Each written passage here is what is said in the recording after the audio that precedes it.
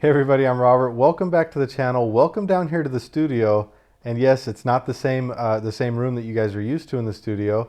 I've actually been relocated because we're working on some really cool projects in the studio, something that I really do hope that I can share with you guys. A lot of you have asked, what is the purpose of the studio? What do we do with it? It used to be a music studio where we actually booked sessions and we did things, and it just didn't work with COVID and everything like that. So we closed that down and actually changed directions. And through the direction change, actually came up with some really neat opportunities that are starting to show, I guess, a promise and generating the need for me not to be sitting in front of the camera, blocking the music recording space. So some really cool things. I hope that I can share some of the music that's being recorded there with you guys so you can see what we're doing. But what that means is that we're getting this studio space here. We've actually gone ahead and set it up today and got everything established. The studio that you guys recognize is literally on the other side of this wall right here. But yeah, this is where we are. We haven't decided what we're going to call it yet. Is it Studio B? Is it Studio A? We're not really sure. But we've got a Negroni today. Many of you guys know that I really do enjoy a Negroni. It's 1 part Campari, 1 part of a vermouth, and then 2 parts gin is how I like to do it. The classic way is 1-1-1. I like it 1-1 and 2. It's a classic Italian drink that I really enjoy. For those of you that don't want to hear all of this nonsense, please don't forget that we have timestamps below. You can get through it and see what we're talking about, because probably what a lot of you are here for is a mega misshift. It's a misshift that makes my misshift actually look minor in terms of the GR Yaris. So if you don't want to hear the rest of this, go ahead and skip down and you'll see the timestamp that talks about where this misshift video is. Yes, I like Negronis. You guys are crazy. It had been brought to my attention. I don't know who it is. I don't know who's done it.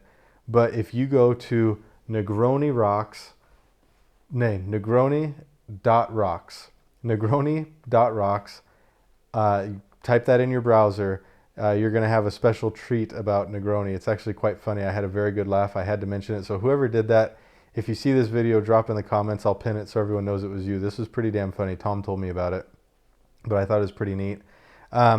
But yeah, so like I said, I really enjoy the Negroni, and somebody recognized that and set up this website about that. So another thing that we have going on is the GR Yaris from my side. I still don't have the invoice for the car, so I don't know what the damages were yet. The parts came a lot faster than I expected. I thought that the parts weren't going to be here until April 8th, the week of April 8th, which is this week actually. Today is the 8th. And I was thinking that we wouldn't have the car back until maybe the end of next week if we were lucky. And sure enough, a week and a half ago, it was already done. We then put the cage in it, the seats in it, the harnesses, everything, got it all inspected, tubed, and it's all above board. It was really interesting that we got it back so fast. I'm very thankful for Toyota for doing that. But likewise, I still haven't, over a week and a half, almost 2 weeks later, haven't seen the invoice yet. So I do promise you guys that I will share that with you once it comes in, or at least share with you what kind of costs we're looking at. You know, we've got our rockers here. We've got the intake camshaft, valve spring, the actual intake valve. So we have all these parts here. And what I'm going to do is I'm going to leave those parts here on this table, here on the channel, until we get some idea of what the cost would look like for this repair, just so you guys can see and follow along with it. But why don't we get down to it? I've got a video for you guys to watch. And I think you guys know, if you look at the comment section, the comments on this channel are really clean. You guys are amazing. You discuss things, you troubleshoot things with me, and you have very good dialogue. And when I show you this video, I really hope that you continue to do that, because you could very easily fall down a path of completely bashing this guy and talking about his driving and how it was just a matter of time. And yes, it was just a matter of time with the way he's driving the car that this mischief was going to happen. But at the same time, I think it's really cool that he sent it to me and said, Robert, look what I did. What tips can you give me on the motor? What can I look at? What should I do next? It was really cool for him to do that. And he said, is there any pointers you can give me? Because I don't want to do this again. And it made me think that a lot of times somebody would post it up and everyone would just bash the guy. But I think in this case, I want to show you guys something, because a lot of people have asked me if I think that it's my fault, really, in my heart, that the GR Yaris blew up, or that, you know, that the misshift caused such a failure. And I obviously have my doubts. I don't think that I revved the motor that high. I went from 5th gear to 2nd gear. I was intending to do a downshift. A lot of times when people do a misshift, they're trying to do an upshift. that means they're going from, let's say, fourth gear to fifth. And so they might be at 7,500 in fourth gear, and they're thinking to go up to fifth, and they accidentally stuff it into third. And instead, they already started out at 7,500 and then shoot the RPMs up over 10,000, right? In my case, I was in fifth gear and I wasn't driving hard. So I was decelerating, and from my estimates, I was around 3,000 to 3,500 in fifth and wanted to go down to fourth, which probably only would have put me in the mid fives in fourth. If I would have gone to third, it would have been higher, but instead I grabbed second.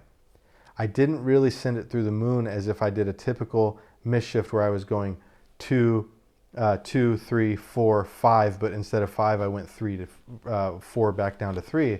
That would have been a much more aggressive miss-shift. So in the back of my mind, I have to ask myself, how does this guy get away with it? Because he sent it far higher than I did, but at the same time, mine ended up, obviously having a catastrophic failure. We could obviously go many different routes, but one thing that I find that we should use as a takeaway from this video is that what he does here has nothing to do with the car. What he does here has 100% to do with the driver, and that just goes to show that I also shouldn't make any excuse, because what I did also had to do with the driver. Whether the tolerances or the limits of the car should have been higher, that's a whole nother story. The miss-shift is the fault of the driver, and the gentleman who sent us this video also announced that and was very clear about that. So without further ado, here's the video, and afterwards we're going to talk about what was going on in this video.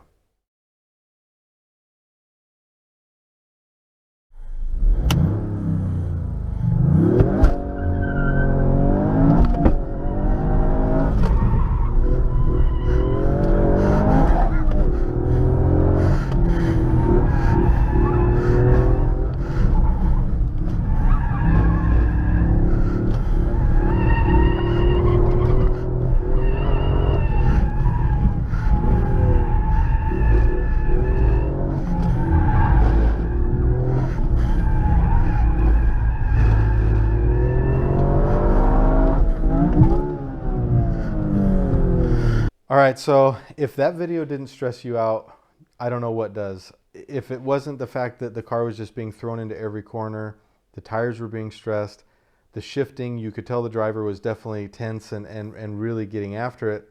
This was a very hill climb or time attack style drive, and it was working every system on the car a little bit harder than needed to. In fact, he probably would have been faster if he would have calmed down and drove the car into the turn, got on the brakes, let it rotate, and got on the gas a little bit more fluidly. He probably would have actually picked up time by being smooth. We say often that fast is smooth, smooth is fast, however you want to put it. But where are we at?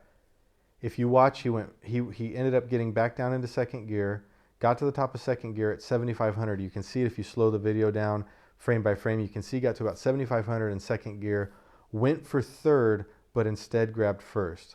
Now, if you use the gear ratios that are publicly available for the GR Yaris, you will see that if you go from the top of second gear and then shove it into first gear, you're going to rev up to around 11,150 RPM. That's very high. That's a high RPM. Now, if you take my shift where I went from fifth gear, and let's say I was at 4,000 RPM. I think I was probably a little bit lower than that, but let's just say I was at 4,000 RPM. And I downshifted into second, that would have then sent me up into the mid 8,000s, whereas he went over 11,000 just there. So you can see big difference. You can see that when he went into first gear, his body moved forward. The car dipped, the front axle dipped down. It was a major weight shift, a major braking force slowing the car down when he went into first gear. When I went into second and grabbed second very briefly, there was nowhere near the impact. There was nowhere near, just the revs, the sound of the revs were nowhere near that high. So yes, I do have those questions as to why did mine fail in the mid 8s, but he got away with 11,000. How do I know that he got away with 11,000? He sent this picture right here. This is a picture that he took and sent me after he opened up all of the, the valve cover and started inspecting things, and he's since driven quite a while on it and had absolutely no problem, so he got very lucky. So what do we take away with this? The GR Yaris is a car that's very affordable. It's going to get in many people's hands. It's going to get in hands of people who are very experienced, who have a ton of track time, maybe like I do, where I go out on the track and I have fun and I'm not pushing all the time, or sometimes I'll go out and I'll do faster laps. It's going to get in the hands of people who all of a sudden have access to an all-wheel drive hot hatch that is in a price point that is very obtainable for many enthusiasts. And it might be a price point for many people to step into their first hot hatch, their first, would you say, manual transmission, fast car that they're going to race or track, and there's going to be a lot of mistakes. So when I start seeing people messaging me that I've got over 10 people who have had engine problems, who have had issues, I start to have to ask, are these all just Toyota issues, or is it like this, very clearly a driver failure? I'd be curious to know what you guys think based on what you're seeing and what you're hearing. I think the car is quite robust so far, but I think that we're going to have a lot of people who are going to miss shifts in this car.